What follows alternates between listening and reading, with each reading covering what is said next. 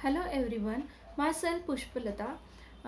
Today we are going to study about the natural resources air, water and land. So in that we will discuss in detail about the water. So as we know that air, water and land are the natural resources.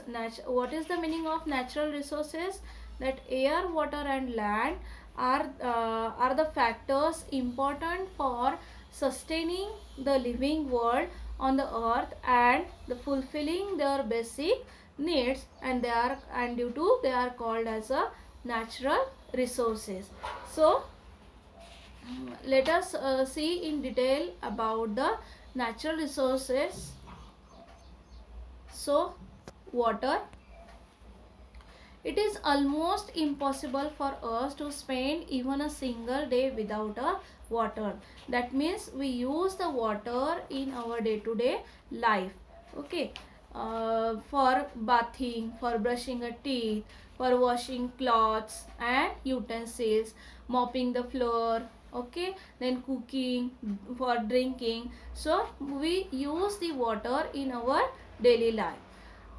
We need to drink 3 to 4 liter of water every day so that all our bodily functions run smoothly. So what is the intake of water? uh, Daily we have to drink daily 3 to 4 liters of water every day. Other living things also require water, although the amount of water they need may vary according to the size of their body. Thus we see that water is very important. Hence we use that water in our day to day life for each and every function, and therefore we can say that water is a very important. Then how is water formed? If water gas burns in air, it combines with oxygen and water is formed. So after the burning, the hydrogen gas is mixed with oxygen in air, and then water is formed. Then what are the characteristics of water? In previous year we discuss or we learn about that characteristic. In this year we just revised it. In nature, water occurs in a three state. We know that water occurs in a three state, that is liquid, solid, liquid and gaseous. Solid as a ice, liquid as a water and gaseous as a water vapors. Water does not have color, taste or odor. We know that water does not have a color, taste or a odor. Many substances readily dissolve in water, and therefore water is a universal solvent.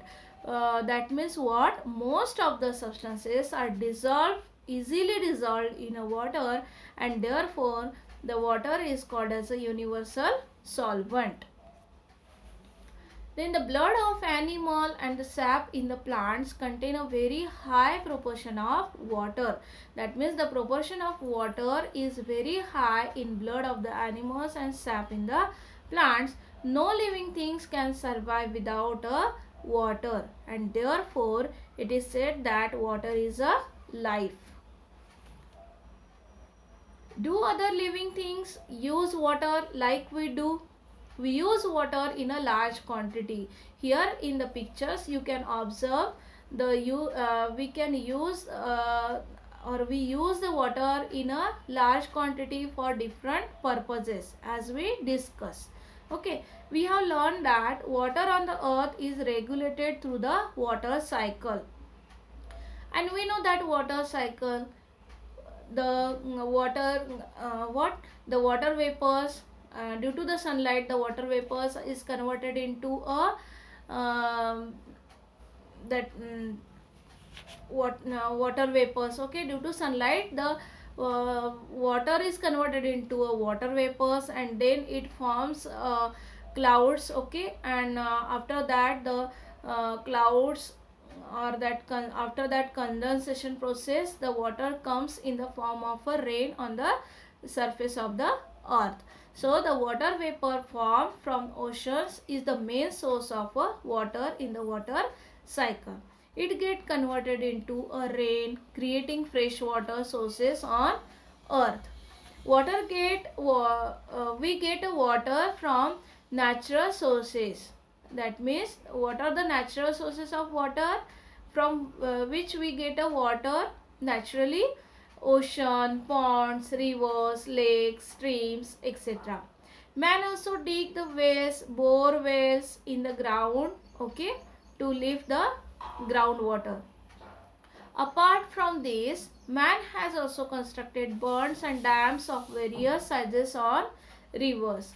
So we know that we use the lots of water or the water in a large quantity, and due to the uncontrolled use of water for an increasing population, industry and farming, it is now in short supply. Water scarcity has become a serious problem. That means due to the uncontrolled use of water, we have to face the big problem, that is serious problem, that is water scarcity, that means water shortage. So to avoid this or to prevent this, what we have to do, we should always remember that use water sparingly. That means we have to use water necessarily. Block water, let it percolate. That means we have to block the water. We have to reuse water wherever possible. Then we have to store water wherever possible. Remember, stored water does not become stale at once. Okay, so these are some points. Now here we finish the first that is first natural resource that is water.